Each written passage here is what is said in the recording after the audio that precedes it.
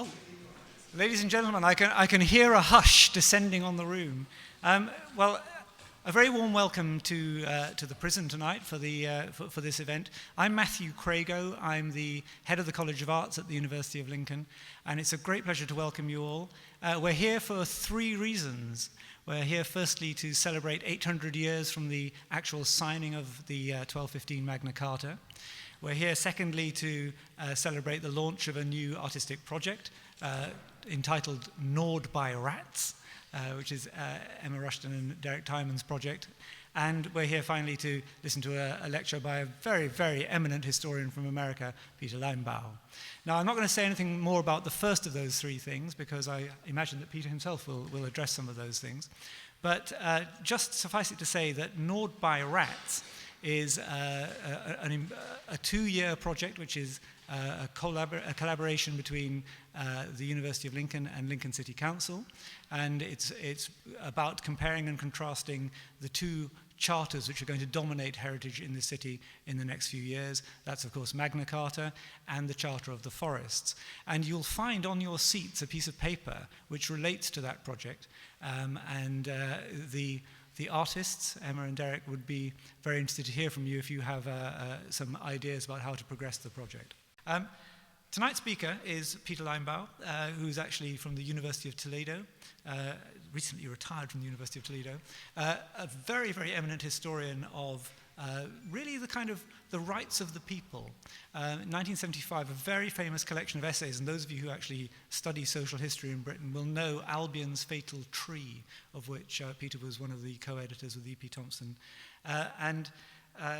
Since then, a succession of important books about criminal justice, still prolifically producing books. The latest one, I hope there's a copy right here, in fact, the Magna Carta Manifesto, but also recently a book called Stop Thief, The Commons, Enclosures and Resistance. It's a very great pleasure to welcome Peter here tonight. The title of his talk is The Future of the Charters of Liberty in the 21st Century, From Homo Idioticus to Femina Communis. Ladies and gentlemen, Professor Peter Linebaugh.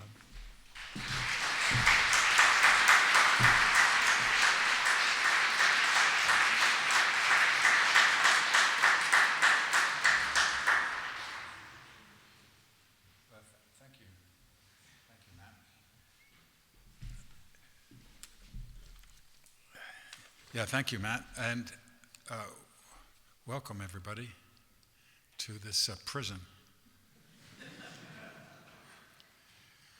I come from a country that has the highest prison population in the world,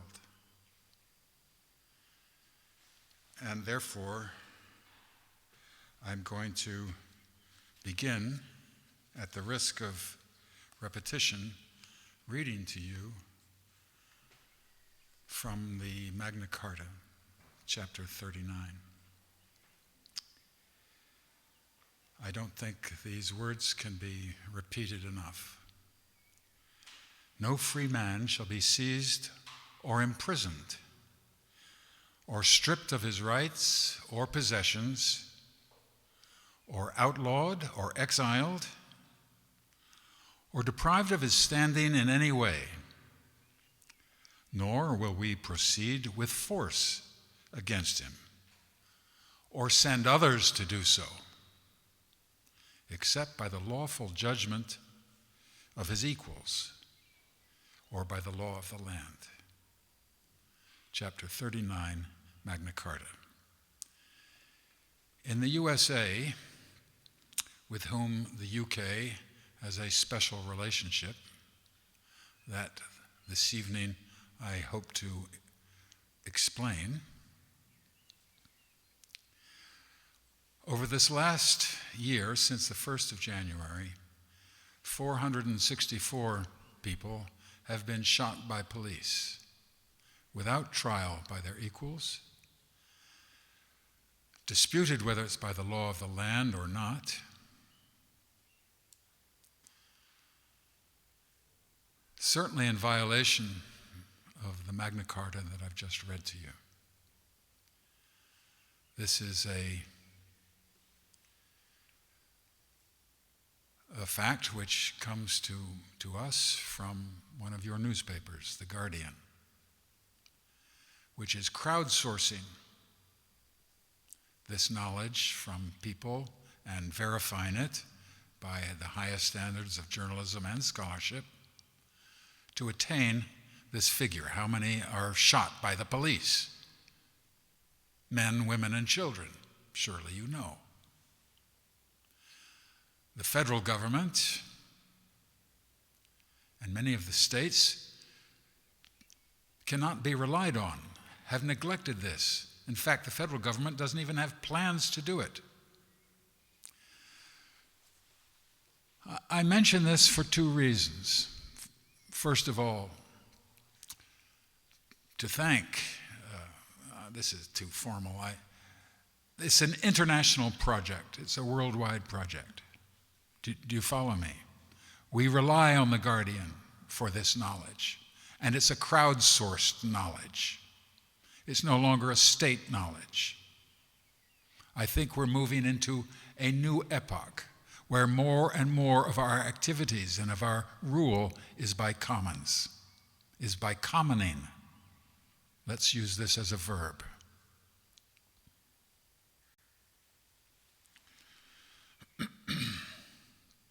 Chapter 7 of Magna Carta says that she shall have, meanwhile, her EstoVers in the common. And while we know that Magna Carta and, to a less degree, the Charter of the Forest is largely an armistice, ending a civil war and ending quarrels within the puny ruling class of the time, nevertheless, both the big and the little charter had to recognize the labors and the work of the 90% of the population, over whom I imagine the bishops of the cathedral looked, or of the castle. When you go around the walls, there's a 360-degree view of the fields and of the landscape, overlooking the wealth that is produced. For any knight's horse, 40 serfs at least were required to feed that horse, not to mention the knight or his family.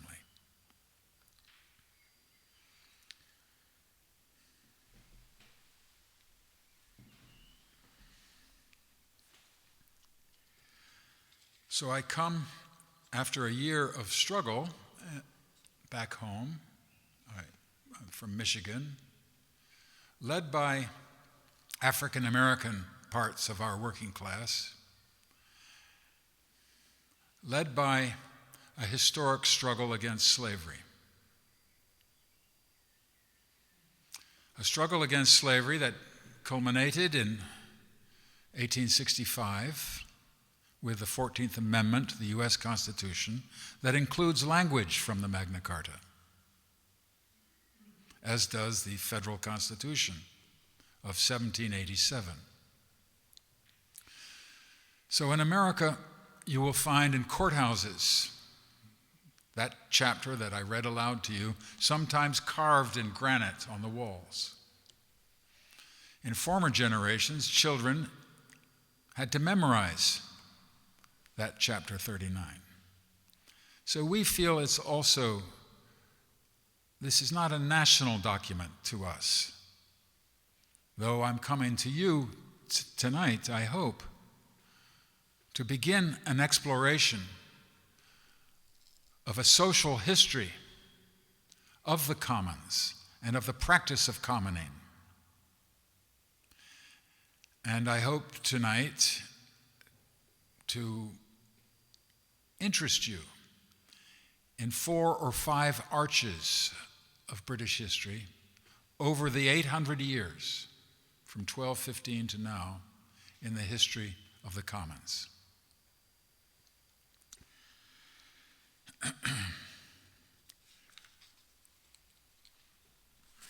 I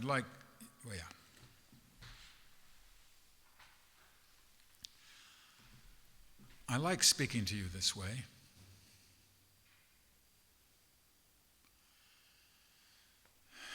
And I hope to return to our setting,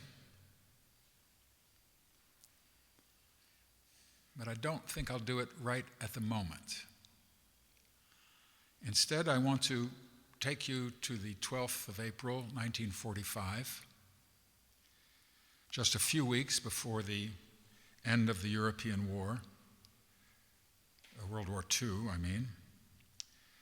when a young American, Howard Zinn, woke up in his Quonset hut in a little town named Eye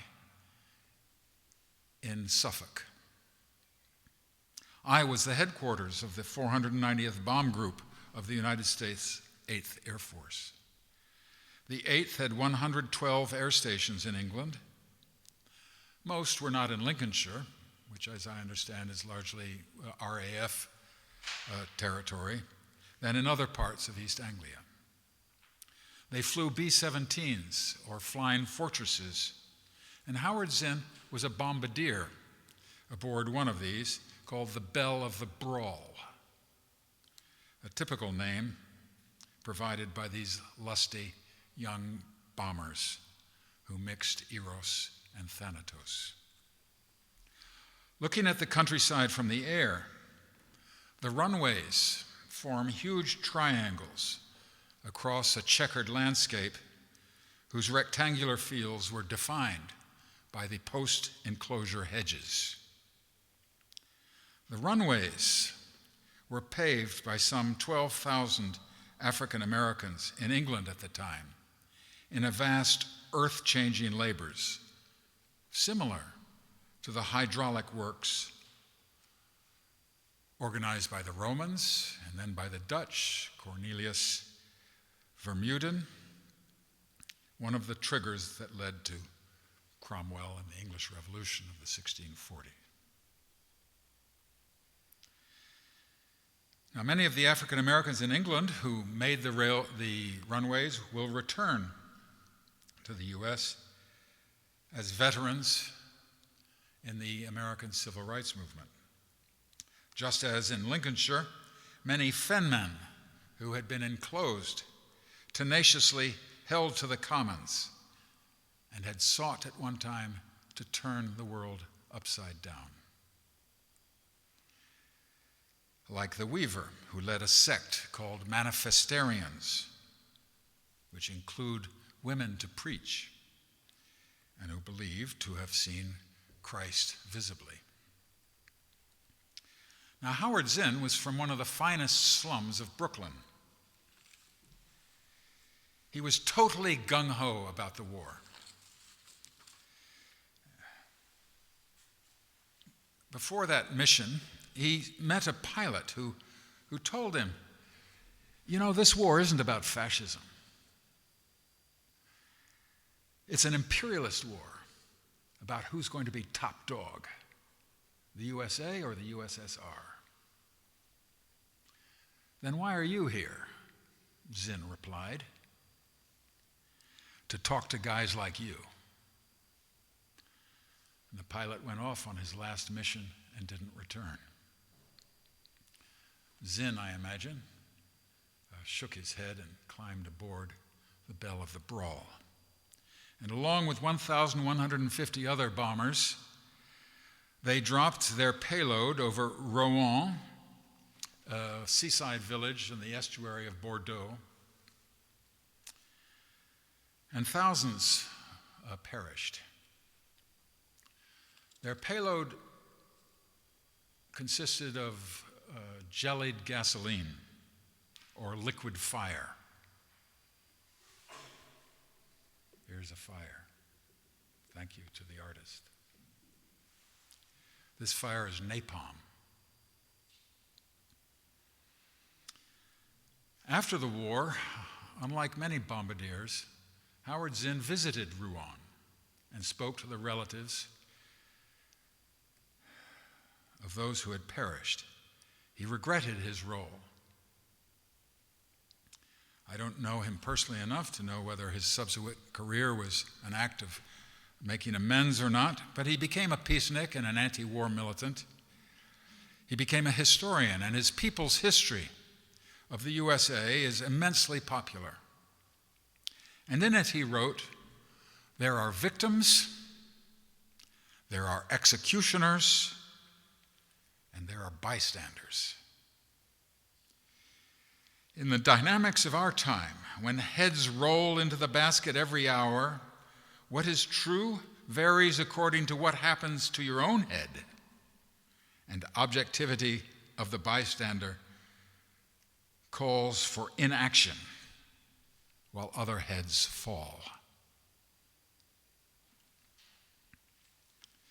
Now, although it was King John who provided the Suffolk borough of Eye with its borough in 1205, I do not think that Howard Zinn dropped napalm and wiped out thousands in une tragique erreur on behalf of Magna Carta. But back at the time of the Anglo-American invasion of Iraq, as an anti-war historian, I asked Howard Zinn about Magna Carta and how he might help, what its meaning was to the United States. And he referred to its history in the American labor movement and the Clayton Antitrust Act of 1914. But Zinn had fought and had dropped those bombs for the Atlantic Charter, which 4 years earlier had enunciated the four freedoms. Do you know them? Is there anyone in this hall who can recite the four freedoms? Would you signify so by raising your hand, please? Then I shall repeat them to you. These are chartered freedoms. In Newfoundland, Franklin Roosevelt and Churchill sat down. Churchill didn't like them, but nevertheless, to get arms, he had to acquiesce to them. They are freedom of speech, freedom of worship, freedom from fear, and freedom from want. Want not as desire for more consumer materials, but want as subsistence, as life. They were not actual law, they were not the Constitution, they were not a binding treaty. They were more akin to a secular covenant, and even still under Noah's rainbow sign.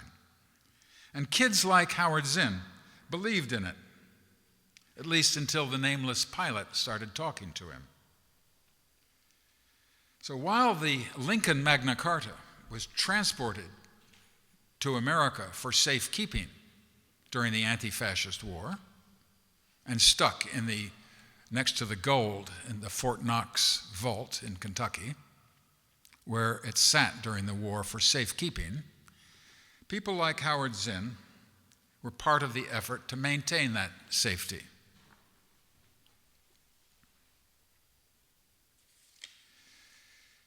Okay, now, Howard Zinn is known for history from below, but I'm not sure I like this expression. I think it falls under the fallacy of altitude. You know, that puts the king high on the throne, the judge high on the bench, the officer high on the high horse, and the bombardier in the sky, not to speak of monotheism. This fallacy infects our language, and we need to be careful or aware of it. So many of our prepositions and our attitudes to people place them in relationship to altitude, to elevation. So I have this question about history from below. Rather, I have tried to write history by the neck. And my first book was called The London Hanged. It's this kind of hanging that we find here in the castle, or some remnants from those days. And I studied those who were hanged in London at Tyburn Fair, where Irish, African Americans, Scottish, Welsh, as well as English, dangled from the sheriff's picture frame. Those of us, let's see. The hangman, William Marwood, like the bombardier Howard Zinn, experimented with technologies of death, and Marwood was the inventor of the long drop, you know, first employed here in 1876. This snapped the neck instead of strangulating the windpipes, which was a longer death, 20 minutes or even longer. Marwood combined two factors, weight and distance, to develop a table which would execute death quickly without severing the head. The Home Office issued a booklet rather, called the Official Table of Drops, which is still used in Singapore. And I don't know whether or not it was used in Pakistan last weekend. In the 13th century, 800 years ago, there were in Lincolnshire about 100 gallows. I learned this from Graham Platts, whose Land and People in Medieval Lincolnshire is volume 4 of the History of Lincolnshire, published by the Committee for the Society of Lincolnshire History and Archaeology in 1985. You could not be more than 5 miles from any gallows in Lincolnshire at the time of the Magna Carta or the Charter of the Forest.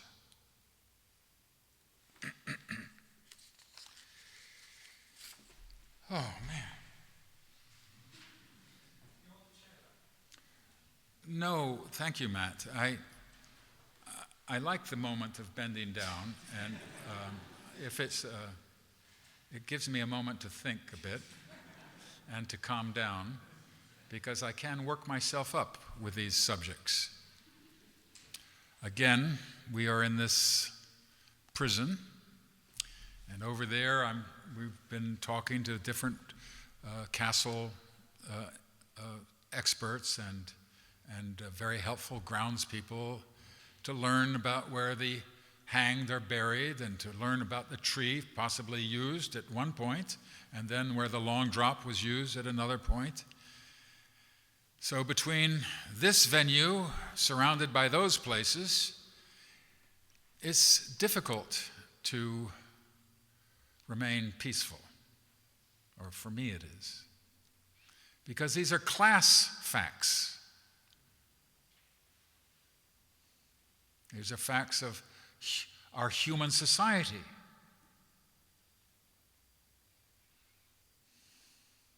Of an upper class and a lower class to fall guilty to the fallacy of altitude.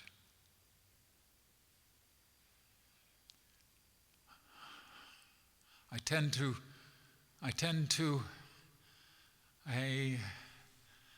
want to remember John Lilburn. I want to remember the Levelers. I want to remember the Party of Struggle. John Lilburn in Lincolnshire in the 1640s was invited and said, "This is our common," referring to Lincolnshire.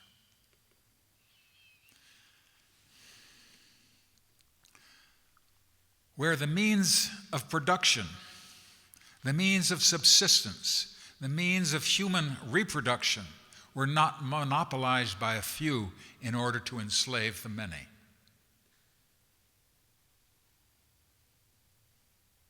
This is a truth that grows even more glaring in the USA, and I believe in the UK, these two countries with this special relationship and this quasi-adoration of the Magna Carta. Now I have a section in my lecture called The Toff's Last Gasp. It might be premature, but nevertheless, I thought I'd give it a try. I'm referring to the charming history professor of Harvard, Jill Lepore, writing in the New Yorker last month about Magna Carta, saying that the Americans took it totally wild. I refer to Lord Sumption, who, in my wild way, I call Lord somebody or other. He belongs to the Million a Year Club, is a judge on the Supreme Court of the UK. He begins his lecture at the British Library by saying, "It is impossible to say anything new about Magna Carta unless you say something mad." And coming from a high court judge, such a statement makes me want to duck. I want to become invisible, because anyone with any historical consciousness knows that madness in 1801 was introduced precisely to keep people detained for their whole life. As in the Soviet Union. You do not need to follow criminal procedures or those checks which we read together in chapter 39 of Magna Carta if you can find someone insane or mad. It's the way husbands would control their wives. It's essential to patriarchy. In the 18th century, certainly. I don't know about earlier. So I get nervous when a high court judge, a Tory, I know he's being ironic,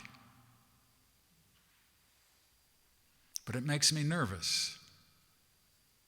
Because I think the Toffs I think there is a kind of grin, there's a kind of humor that, is it called bloody-mindedness? I'm not sure. I don't want to say anything rude. But I do wish to point a finger at this Lord Sumption. It's one of the Toffs. He said that Magna Carta, speaking as a judge, has nothing to do with habeas corpus. He says it has nothing to do with trial by jury. He says it has nothing to do with rule by law.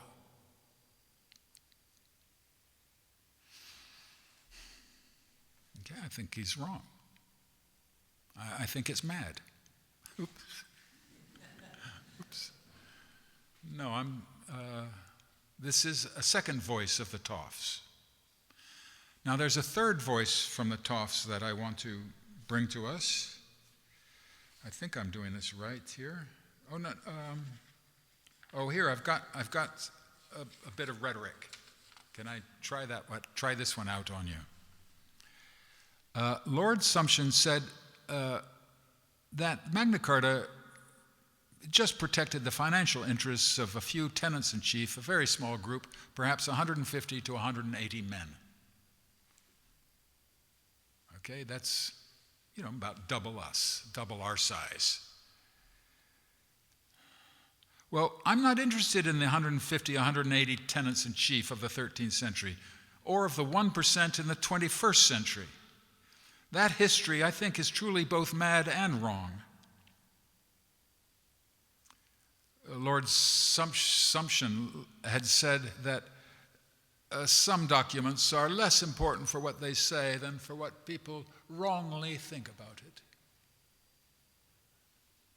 So we're speaking as both wrong and mad.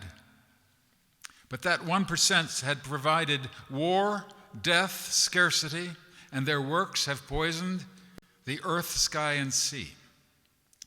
They march past us proudly, displaying the skulls of the defeated, still dripping blood, absorbed by the dead skin of dead animals, or archival parchment gnawn by rats. But the 1% no longer lead the victory parade. We've had enough of Lord Something's 150 or 180 tenants-in-chief as the sole subjects of history. Be gone with them, I say. Away. That history should belong only to a tiny minority, is the niggardly view of history. Okay, there's my rhetoric, and there's my rebuke.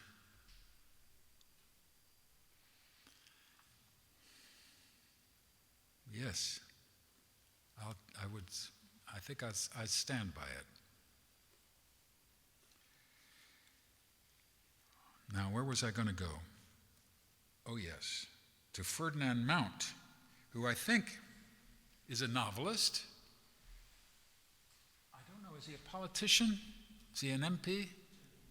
A journalist, a novelist, and whose cousin is the mother of the Prime Minister of England, David Cameron.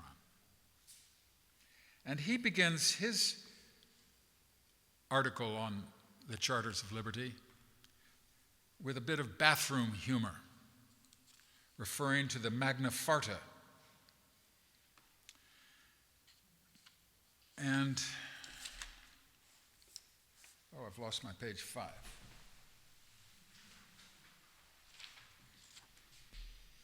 He says it's simply bad history. It belongs to the dustbin.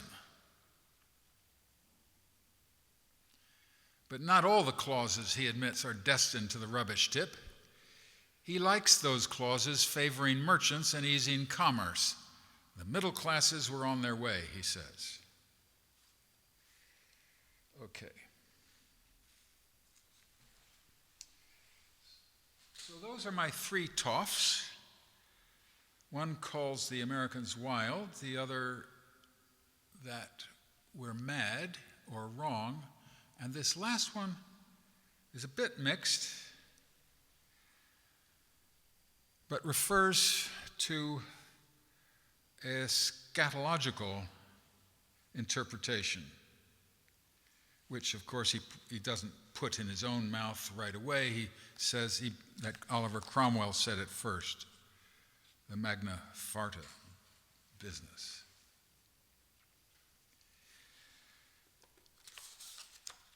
Now, here I'm a bit mixed in my lecture. I mentioned earlier 5 arches, and then there's 3 words that I want to explain. But I thought I should interrupt right now to talk about one phrase and one view, since we're here at the doors, which I think are open, though there's a grating on some of them. I want to take you to the 4th arch of the history of the Commons. This would be, forgive me on this is dates. You know, us historians, we love dates. And actually, it's not, we tend to see history, you know, as a line. And that's the way, but I'm now thinking of it as a bridge. And there's these 5 arches. But the 5th arch, just to jump way ahead, would be the 1940s, you know, at the time that Howard Zinn flew, and that many people here, perhaps your parents or grandparents, flew or are veterans of that war, and where freedom from want was the name that the state gave to the commons, or the common welfare, or subsistence for all. Yes. Either poverty must use democracy to destroy the power of property, or property in fear of democracy will hurt poverty. Who said that? If you know, raise your hand. Thank you. 1941, Anaran Bevan, the father, do we say, of the National Health Service.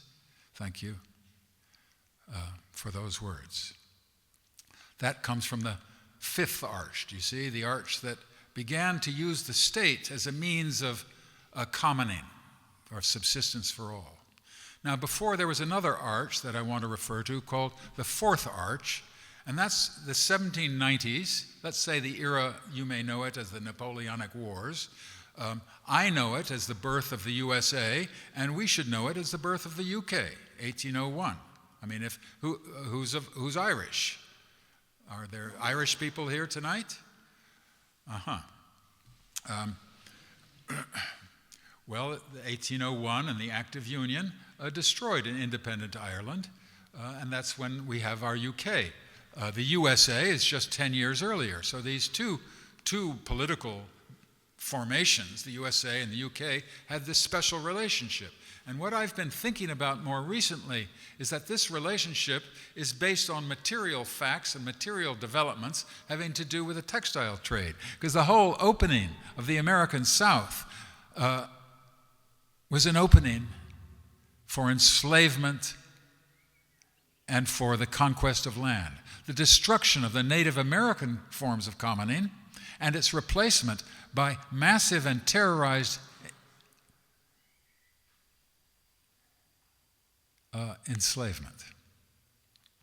In 1801, at the time of this Fourth Arch, there was a man in prison. A new prison, a prison like this, built on the principles of silence and separation.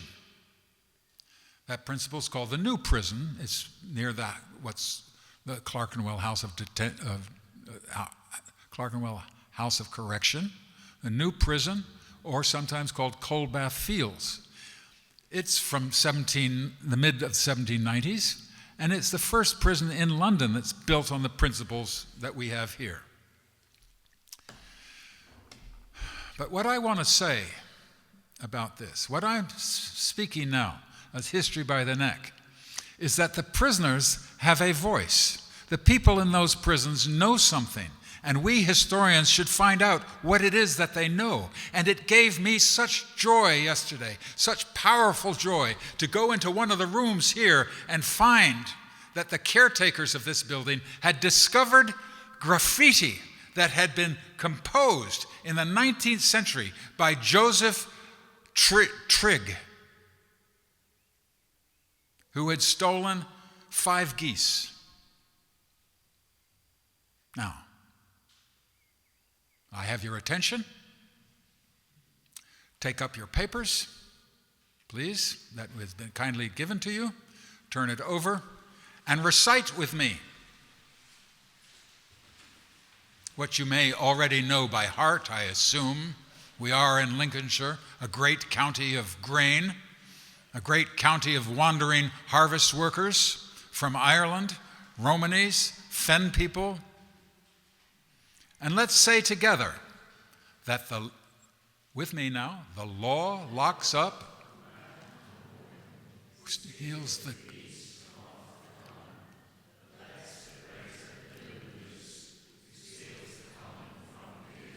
Thank you. You are beautiful. This is beautiful. This is beautiful. I wish I had that recording. I would take it home. It would be precious to me to have these Lincolnshire voices recite this greatest of English poems. Anonymous, of course. The law locks up the man or woman. And when they lock him up, it's in such places. Who steals the goose from off the common, just what Joseph Trigg did. And he's memorialized on a piece of graffiti that was written here.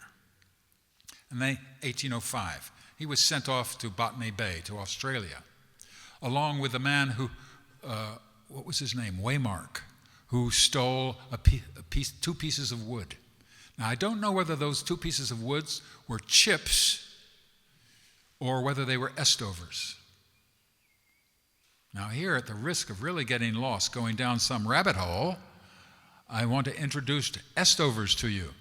I don't want you leaving the hall today, this is a professor speaking, without knowing the meaning of EstoVers. Oh, shame on you, Peter. I thought I knew.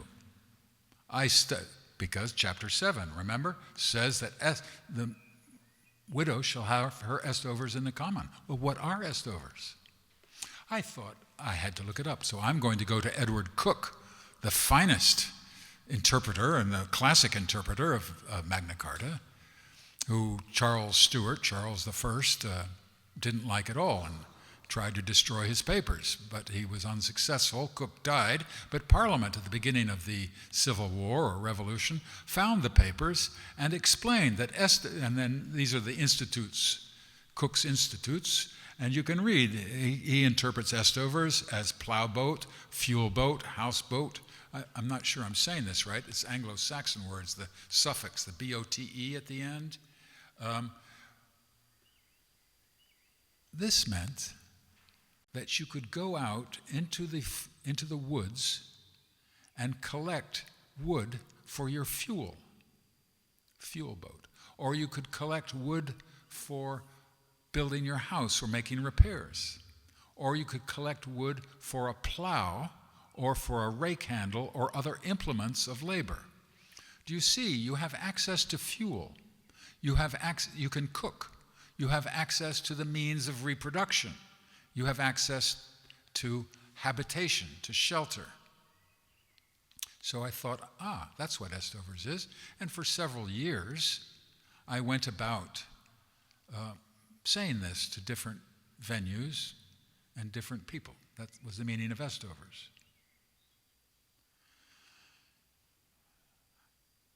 How am I doing on time, please?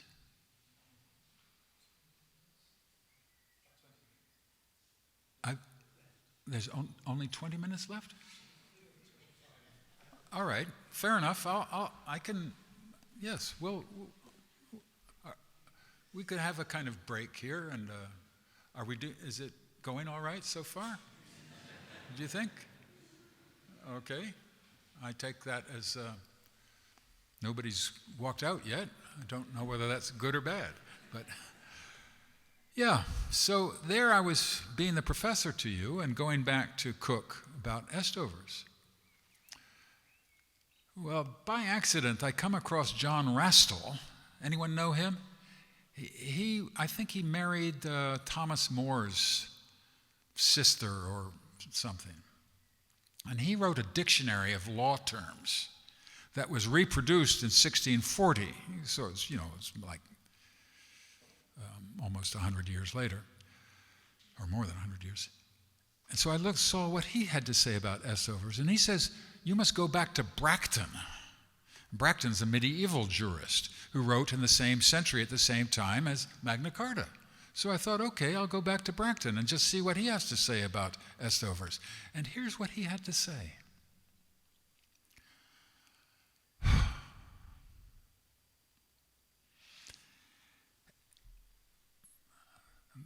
The widow or the single woman who's divorced or otherwise separated has EstoVers.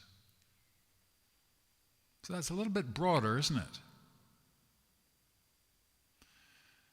This is why the first commentator of Magna Carta said that apart from the prohibition of capital punishment for killing a deer, the most important part of Magna Carta was against the disparagement of women. Yes. I wonder if the Queen said that today in her speech, or whether Cameron remembered it or not. Then there's a third category that can have EstoVers that really pertains to us, according to Bracton, and then according to the Rastall and the Dictionary of Law Terms of 1640, and that is any imprisoned felon and his family. And I thought, if only our imagination, political and legal, could go back to Bracton and this clause, what a vast boon it would be to the incarcerated millions in North America who are miles away from their family. They're miles away from clothing, good food, healthy food, and their families suffer. Why can't we in our law schools, why can't we, those of us who are historians and who love the past, bring this forward, just as Cook brought forward chapter 39? There are parts of Magna Carta that I want to bring forward into the 21st century, and the foundation of that bringing forth and bringing forward and realizing the potential of these charters of liberty is the commons, where the privatization of the means of life, the means of production, the means of reproduction, where the land itself is not the property of a single class, but belongs to all.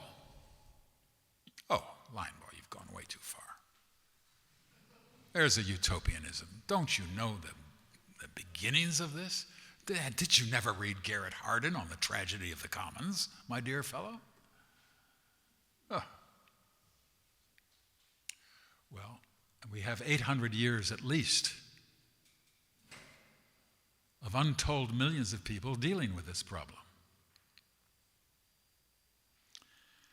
My teacher, Edward Thompson, took us all to talk with Miss Mabel Ashby in the Cotswolds, who wrote a wonderful book about her father, Joseph Ashby, who was the secretary of the Tyso Pig Club, where they had kept pigs and let pigs out in the forest. Oh, there's my second term that I want everyone to remember, which is pannage. You'll find EstoVers we had in the Magna Carta. Now we got pannage in the Charter of the Forest. And pannage says you can put your pigs into the forest, not whenever you like, but between Michaelmas and Martinmas.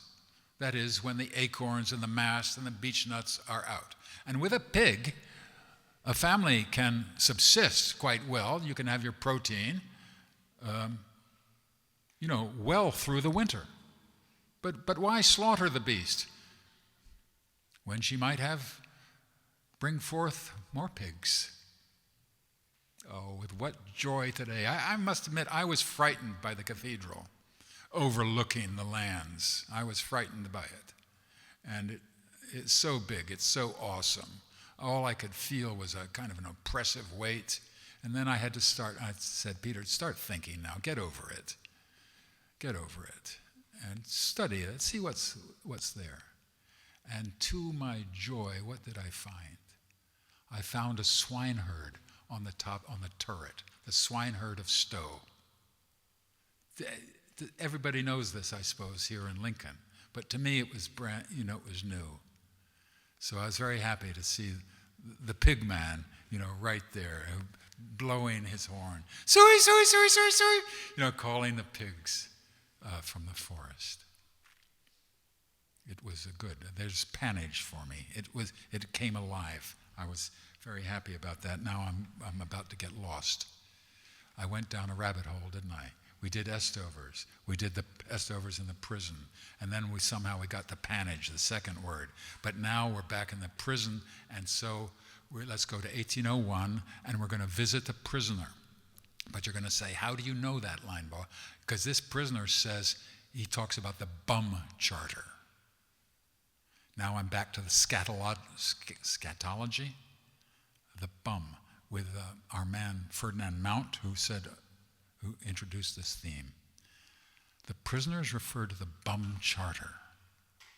Oh, well, how do you know that, Peter? Because the guy in prison in 1801, his name was James Hardy Vaux. Have any of you read him?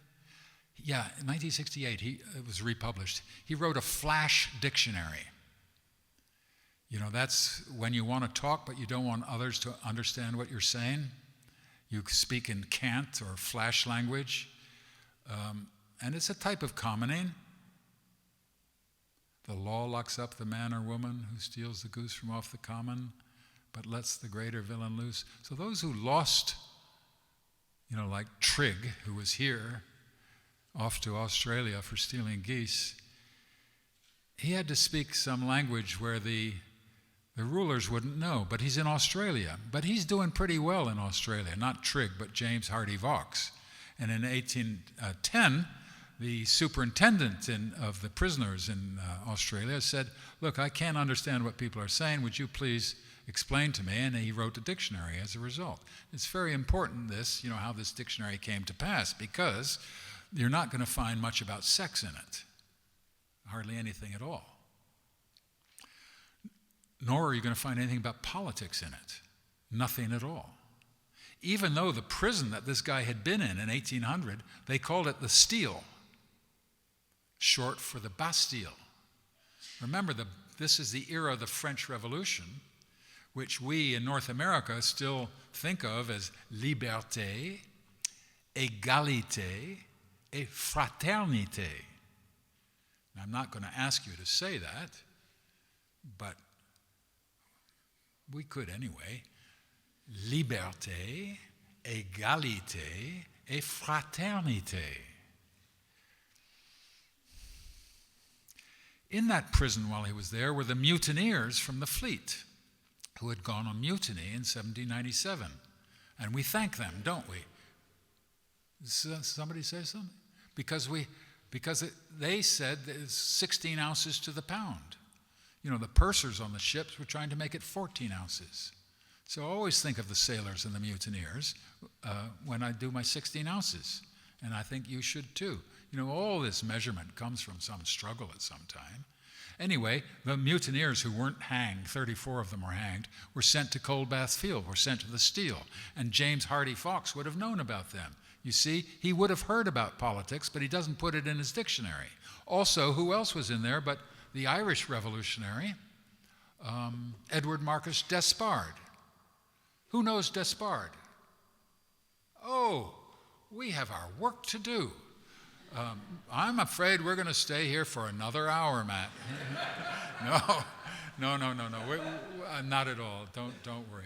I don't quite mean that. What I'm getting around to saying is that James Hardy Fox stood tippy-toes so he could get to the great, and he put his ears to the great, and he listened to what people were saying.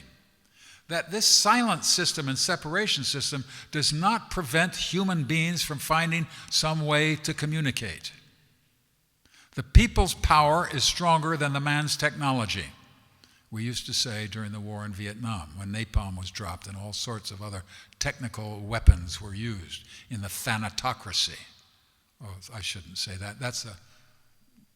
Sometimes I think the state is an organization of death, to promote to death, or at least to organize it. Who's to live, who's to die. And the Bum Charter didn't refer to the Magna Carta or the Charter of the Forest. It referred to brekkie, the breakfast, which was hot water from the cook's copper and bread. That was the Bum Charter. That's what I wanted to bring to you. I wanted to bring a continuity of struggle in prisons. How much? Yes, I did. And I wanted to relate that to the Magna Carta, not just because of the Bum Charter, but because of EstoVers. And my recent discovery, because I only learned this last month as I was preparing a lecture for you, from Bracton, about how EstoVers meant maintenance for both the felon, imprisoned felon, and his family. And then I learned that there was a law of Edward, one of the Edwards, I can't remember which, sorry, that said EstoVers was to include clothing and meat, when meat meant food, good food. Yeah, so it was statutory at one time. Oh, boy.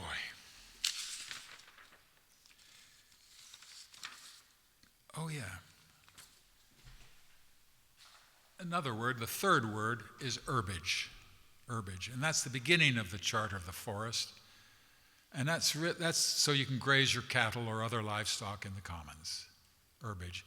Jeanette Neeson, another one of Edward Thompson's, perhaps his finest student, Jeanette Neeson wrote a wonderful book called Commoners. I recommend it to you all, even though it's not about Lincolnshire, it's about Northamptonshire. But I understand Lincolnshire people are very broad-minded.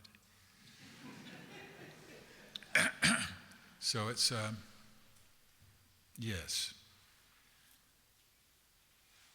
Jeanette said that the common of herbage is the most important of all the common rights. And it survives in the world now. Not survives, I mean, it's the livelihood in Oaxaca and in Chiapas in southern Mexico. And that's just places I know personally. But in Indonesia, as I hope to learn later this week, and in many parts of Africa, to be like Uganda. My daughter's in Uganda now, and she's an archivist there. And she sent me a picture of just a street scene, and here's a guy going down, feeding his goats right along the street verge. You know, that verge is a commons. Okay, and look, while I'm at it, let's deal with the Latin. I'm sorry about the Latin. It says homo idioticus, doesn't it? To femina communis? Okay. That was, I don't know Latin, but I'm intimidated by those who do, and I respect the fact that it's a great scholarly language. And I regret I was a bad Latin student anyway.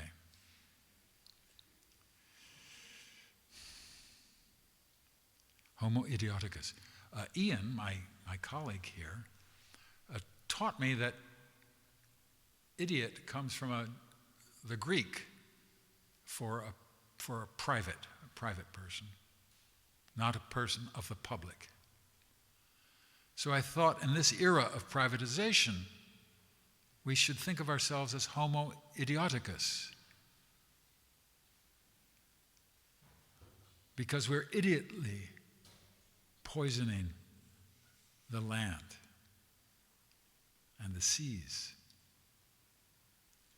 But then I thought, well, Peter, the history of the commons in England, as a matter of fact, has been written largely by women, by Ivy Pinchbeck, by Alice Clark, by Sheila Rowbotham, by Jeanette Neeson, by Miss Higman here in Lincolnshire, whose article I've been unable to attain in my researches in the Great Lakes region of North America. And hopefully, Hillary, where are you? Or Matt, hopefully tomorrow I can find this article of hers, because she relates the herbage, the common of herbage, to fundamental law. She found this in her work here in Lincolnshire. So I think that's an important scholarly project for us to retrace her steps if need be, but to find out about them anyway. And the thing I wanted to bring to you here, I was very, I was excited to learn that just down the road from here, I suppose it's down the road, is Stixwold. Do you know Stixwold? Okay, I don't, and I might say the wrong thing, but somebody in the cathedral told me it's a place of retreats now, like religious stuff. But in 1607, it was a hotbed of levelers. And there was commons around Stixwold. It's only one of several villages.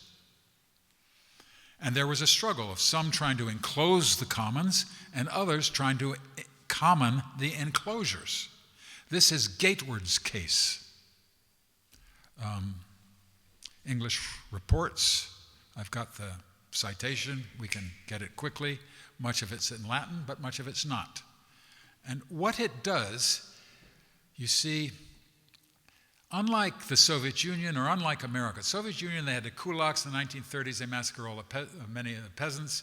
In the United States, they just committed genocide of the native people. But here in England, you couldn't get rid of people that quickly or that easily. This is what is so very, this is something. This is something on this planet, I think. It really is. This history of commoning that you have. I'm not saying that you're all mutual and cooperative and lovey-dovey with one another, but you have been, I shouldn't speak this way. Gateward's case said that common rights can adhere not to persons, but to property. This is a fundamental step in the privatization of the commons in England. And it took place, as I say, 16 miles east of here, approximately. Is that right? Is it right to say down the road? Or okay. I haven't been there, so I'm speaking entirely from book knowledge, or from legal knowledge. But what would be important would be to find the story behind it. And there's, when you read the case, and Roger Manning in his book Village Rebels is quite good on the Midland Revolt of 1607. So that would be, in there, and then the English Revolution would be my third arch. Remember the arches that I kind of began with? and I think I'm running out of time if I'm not mistaken. So I'm not going to do too much on the second arch, but the second arch, I do need to mention a couple things about the Commons. And that is, you remember Thomas More and Utopia. There's two things about Utopia that we have to remember, is that yes, it did enclose the Commons, and it is about this theme of the enclosure of land that you have grown up with, either in school or in actual practice, or you remember even from stories from your grandparents. That is an actuality, and the history of common rights is still something that is very viable and is not distant in memory. Not distant. I'm not saying it's alive, but it could be and it can be. There's many forms of commoning. Uh-oh, I'm losing it. Where was I? Is anyone paying attention? Can tell me where I was. Thomas More, thank you very much. So that's one side of Thomas More. But the other side of Thomas More is America, or Brazil. So there are two sides to Utopia, do you see? There are two sides to the Commons. One is the practice that we have here in England. Another part in the history of the Commons is from outside of England. Whether it's Utopia, whether at the time of the English Revolution, or the time of Thomas Spence in the Fourth Arch, and back with Henry of, what was his name? James Hardy Vaux, V-A-U-X. He was the bum charter guy. What is so significant about that second arch, there's two things. First, I must, because of Norfolk, I must refer, to the Lincoln Rebellion of 1636, right? And then, which was about the Commons, similar to the Prayer Book Rebellion, it's that same year. 1549 is the Ketz Rebellion, when commons will be king, when no lord may common. These are actual expressions that were used by Jack Ketch. I mean, that is a time of maximum struggle, maximum class war. So that would be the second arch. And then the first arch would be at the time of the Magna Carta, the Peasants' Revolt. And who else? Did he have a mate? John Ball. And now, have you read News from Nowhere? Have you read William Morris? One person? Two persons? Three? Four? 4 persons have read. It's short. It's William Morris. Come on. Put him on your list. Mustn't be listening to a lecture like this when you could be reading News from Nowhere. It is beautiful. When Adam delved and Eve span, who was then the gentleman? It's a riddle. Yeah. Wat Tyler was stabbed in the back on the 15th of June, 1381. 15th of June, okay.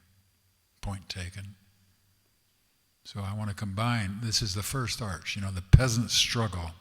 You must read William Morris on the death of King John. I'm kind of tempted to conclude with that, but it's not the conclusion that I wrote down. So I better just, I did want to quote the Assistant Secretary to the Colonial Office, 1947, when it was proposed to make Juneteenth, as I call it, an international holiday. K.W. Baxter. Do you mind if I make a little fun? I may not be able to pull this off, Ian. But he says something. There is a danger that the colonial people might be led into an uncritical enthusiasm for a document that they have not read, but which they presume to contain guarantees of every so-called right they might be interested in that moment in claiming. Sorry about that, but you know what I was trying to do. I mean, Magna Carta has meant so much to China with Sun Yat-sen. It's meant so much to Africa with Mandela. It's meant so much to India with Gandhi. All of them will quote Magna Carta. You see, it's a worldwide thing of liberation in that. But it's not a liberation. We're not mad, do you see? We're not mad to dream of the future. We're not mad to think that law can have new interpretations. We're not mad to find new things. I'm speaking to Lord somebody or other again. You know, the Supreme Court man who said to say anything new is mad. Ooh, that chills me. That chills me. Do you say that to your children? Do you say that to kindergartners, first graders? How can you say that? It's beyond me. So that was part of my conclusion. But I didn't say June 15th, did I? I said Juneteenth. Because Juneteenth is the day, on the 19th of June, that finally, 2 years later, the Emancipation Proclamation reached Texas.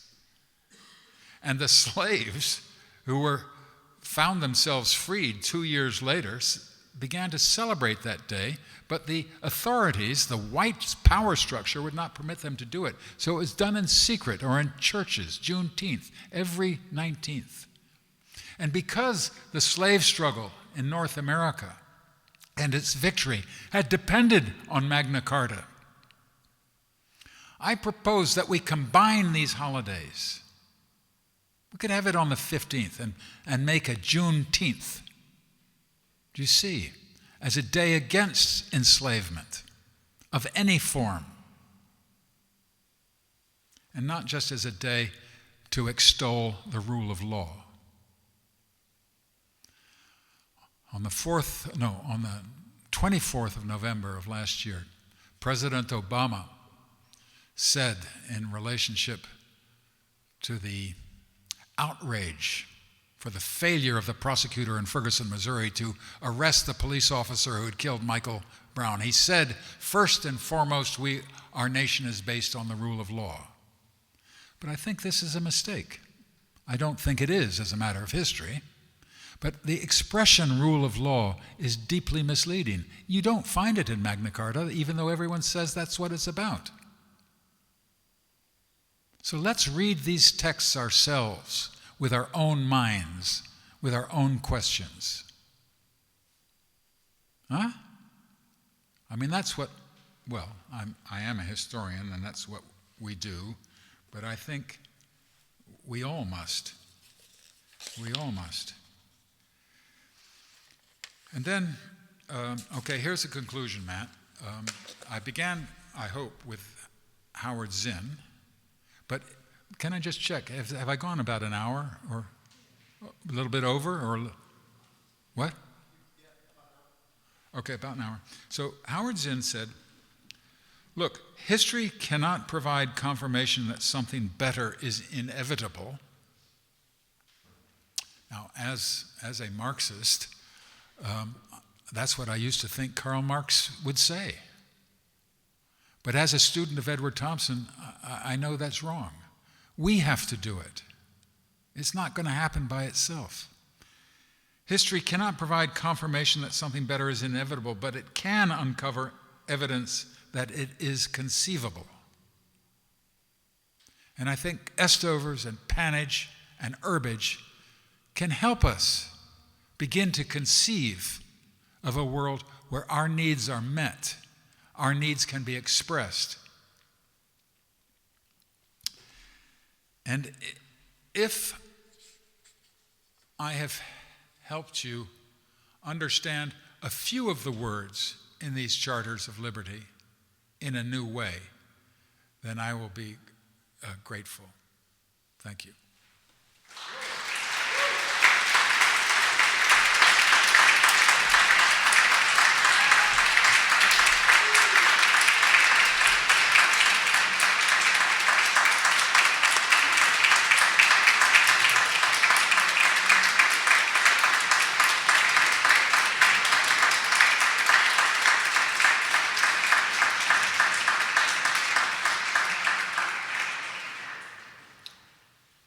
If I might introduce myself, I'm Professor Duncan French. I'm head of Lincoln Law School, and delighted to be able to sort of compare the final part of this evening, a challenging, infectious, engaging, but also very warm lecture, so thank you very much, Peter. I was just thinking at the end, it's not the sort of talk they'd have probably had in Runnymede today, but I think we've benefited more than they have. We've got about 15 minutes for questions. We'll probably take them in pairs. I think Hilary and Anna are going to do the roving microphone for us. So hands high for anybody who would like to ask a question, and we'll probably do a couple of rounds, so 2 questions at a time. So if you'd like to stand when the microphone comes to you.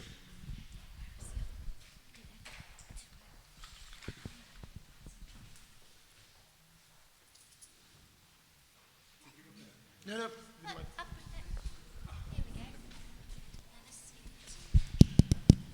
Thank you. Thank you very much. I was very surprised from the tone and direction of your talk that you seem to miss completely one section of Magna Carta that was totally and utterly ignored by everybody in this country after century after century after century, even though it entailed depriving men of their liberty and taking them away from their families. And that, of course, was the press gangs. The press gangs were right outside of Magna Carta, and as I understand it, could only be authorised through royal prerogatives. What are your views on royal prerogatives and press gangs being allowed to deprive men of their liberty? A second question? If not, we'll do one question at a time.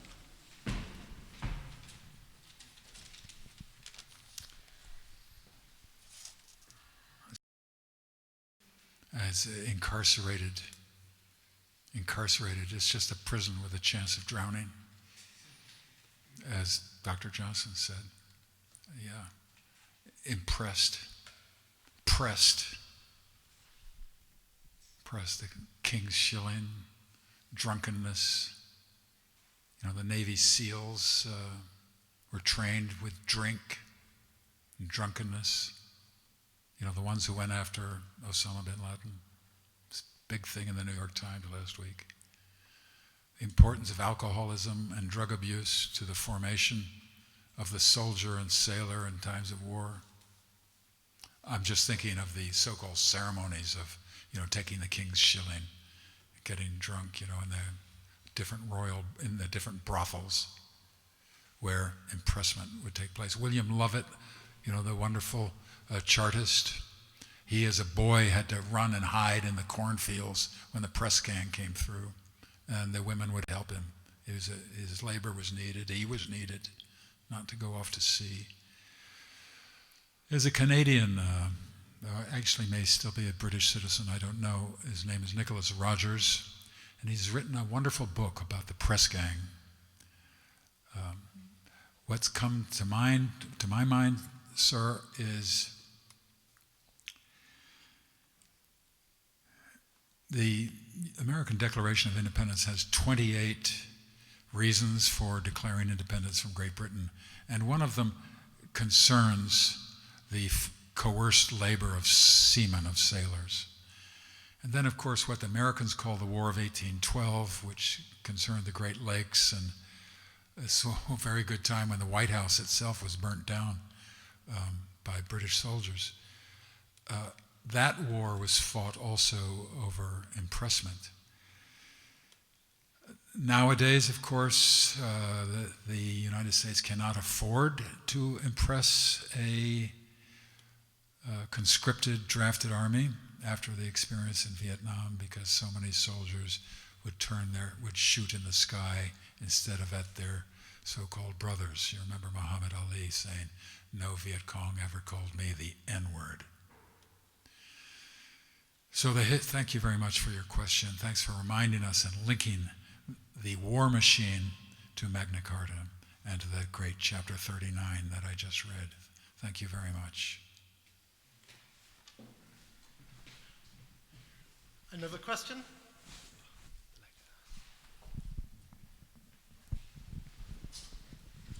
Hello. Hello. I very much enjoyed your book on the Magna Carta Manifesto. Well, thank you. I wondered if you might say something more about the feminisation of poverty today and perhaps the second part of your Latin title and the Femina Communis. Yes. Yeah. Unfortunately, I can't. And thank you for asking. I mean, the people who are first hit by the loss of common rights are mothers and grandmothers. I'm thinking of the city, the province of Michoacán in Mexico, where there has been a struggle over usos y costumbres, the customs and usages of timber by the women there. And the drug wars and the state police have taken this away from the women, who now live in increased poverty and cannot even light their fires. The bombing in Afghanistan has also destroyed forms of commoning that women had used. I don't praise this. This is not the way to the future, I think, of getting up at 4 a.m. and collecting kindling and twigs and timber to light the breakfast fire. But it was and has been for many people the source of fuel. I'm not saying we need to go back to it, but once you destroy that possibility, you leave the women and children with nothing.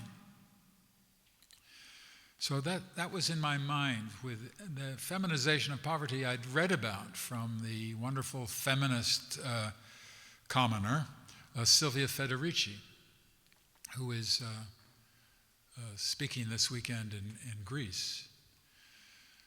Her book, called Caliban and the Witch, I highly praise because she expresses a theme that lamentably was absent in today's lecture, but it concerns, which I gesture to only with the expression femina communis, because I think not only have women historians told the story of the commons, but I think in the past commoning was not a women's job, but she was not excluded from production as she will with the advent of capitalist relations of production.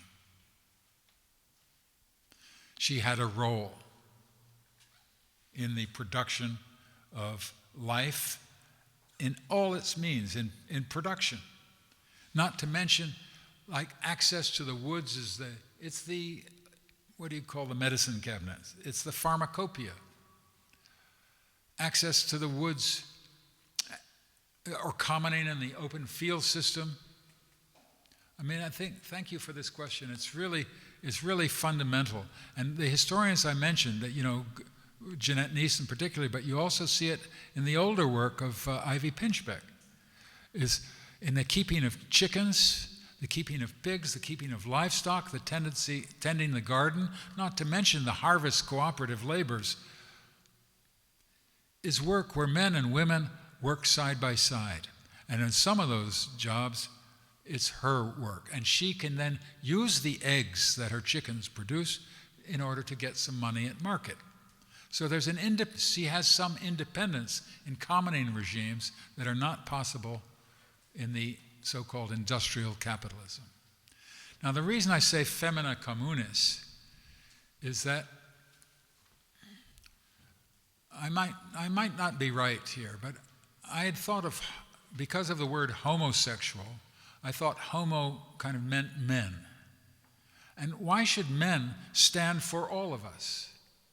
You see, why should a word in a foreign language for man mean everybody?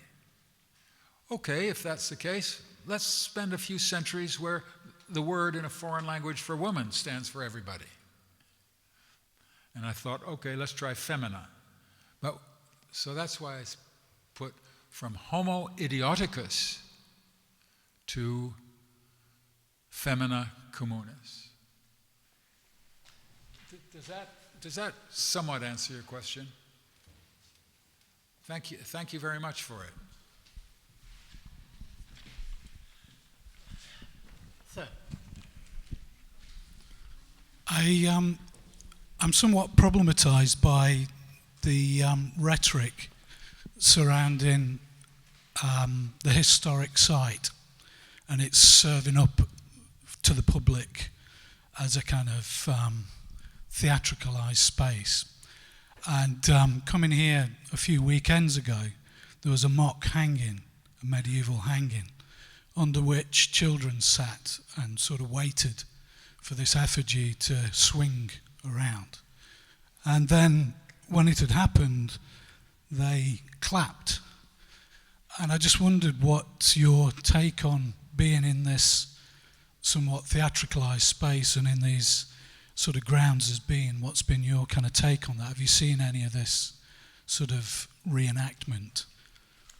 Well, look, man, I mean, we live in the UK is a class society. This, like all societies, and it rules by terror. And the terror of, just as I told the story of the Commons with its 5 arches or whatever you think of that, parallel to that is the story of death, is of organized death, of hangings. Every 5 miles in Lincolnshire there's a gallows. You can't go walking without seeing someone dangling from a tree. You know, it's like lynching. Like in the United States with lynching now, there's a big movement to memorialize each spot, you know, with a plaque or some other ways. This is where this crime took place. Beginning to see this not as state law and order, not as orderly human communities, but as human crimes. And to teach children that it's funny, to begin to teach gallows humor is the first step to teaching, well, I'm not sure, this is my own opinion now, I'm sure there must be psychiatrists, psychologists, and others who have different viewpoints, but I think it begins to teach, it begins to brutalize. You know, you learn how to accept blood and laugh at, where's my tie, you know, to laugh at this. But we needn't do that.